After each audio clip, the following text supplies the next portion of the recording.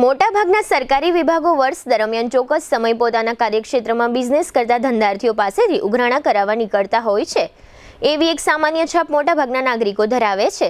ઉઘરાણા કરતો વિભાગ એવું ટેગ ઇન્કમટેક્સ વિભાગના કપાળે ચોંટેલું હોવાની ચર્ચાઓ અવારનવાર સાંભળવા મળે છે. હાલમાં જામનગર શહેર જિલ્લામાં જે લોકો રિસોર્ટના વ્યવસાય સાથે સંકળાયેલા છે તેવા ધંધાર્થીઓને ત્યાં ઇન્કમટેક્સ વિભાગ દ્વારા ઉઘરાણા શરૂ થઈ ગયા હોવાનું કહેવાય છે.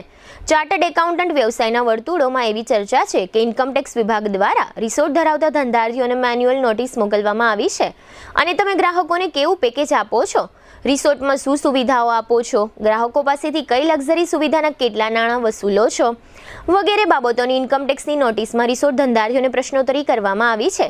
ઇન્કમટેક્સના અધિકારીઓની ઉઘરાણાની મોડસ ઓપરેન્ડી વિશે પણ ઘણી ચર્ચાઓ ચાલે છે.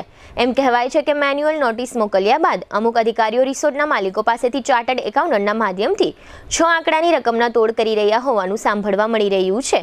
કેટલાક રિસોર્ટ માલિકે તો આ રીતે ઇન્કમટેક્સના અધિકારીઓને 6 આંકડાના તોડની નાની મોટી રકમ પહોંચાડી દીધી હોવાનું પણ ચર્ચાઈ રહ્યું છે.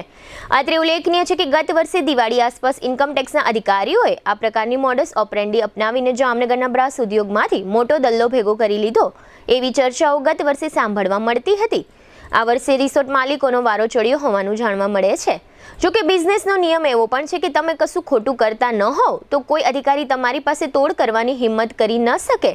પરંતુ રિસોર્ટના માલિકોએ રોકેલા ચાર્ટર્ડ એકાઉન્ટન્ટ જ રિસોર્ટ માલિકોને 6 આંકડામાં ઇન્કમટેક્સ અધિકારીઓને પેમેન્ટ આપવા દબાણ કરે છે અને અમુક ચાર્ટર્ડ એકાઉન્ટન્ટ એવું પણ કહે છે કે જો આ રીતનું પેમેન્ટ આપવામાં નહીં આવે તો ભવિષ્યમાં આ ડિપાર્ટમેન્ટ આપણને વધુ હેરાન કરશે, માટે આ 2 નંબરનું પેમેન્ટ આપી દેવું આપણા સૌ માટે હિતાવહ છે. આ બધી વાત સાચી હોય કે ખોટી, પરંતુ આ બાબતે ઇન્કમટેક્સના ઉચ્ચ અધિકારીઓએ આ બાબતની તપાસ કરવી જરૂરી બની ગઈ છે.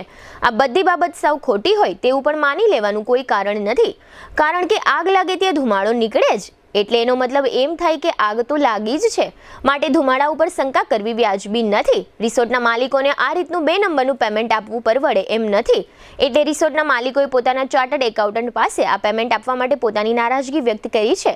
પરંતુ ઇન્કમટેક્સ ડિપાર્ટમેન્ટ માટે આ એક તપાસનો વિષય બન્યો છે.